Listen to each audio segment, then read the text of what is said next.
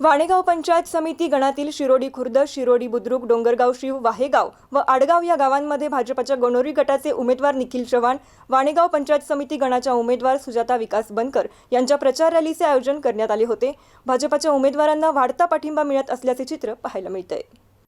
प्रचार रॅलीची सुरुवात प्रत्येक गावात छत्रपती शिवाजी महाराज, भारतरत्न डॉक्टर बाबासाहेब आंबेडकर यांच्यासह गावातील सर्व महापुरुषांच्या पुतळ्यांना पुष्पहार अर्पण करून करण्यात आली।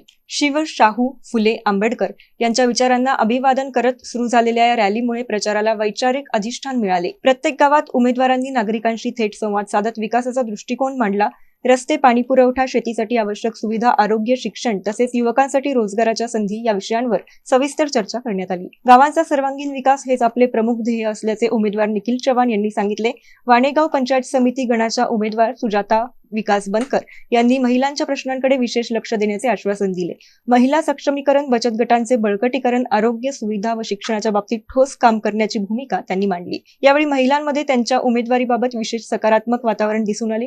प्रचार रॅली दरम्यान भाजपाच्या कार्यकर्त्यांनी शिस्तबद्ध पद्धतीने सहभाग घेतला। नागरिकांनी केलेला उत्स्फूर्त सहभाग पाहता गणोरी गटात भाजपाची ताकद वाढत असल्याचे स्पष्ट संकेत मिळत आहेत। येणाऱ्या निवडणुकीत या पाठिंब्याचे रूपांतर मतांमध्ये होईल असा विश्वास कार्यकर्त्यांनी व्यक्त केला आहे।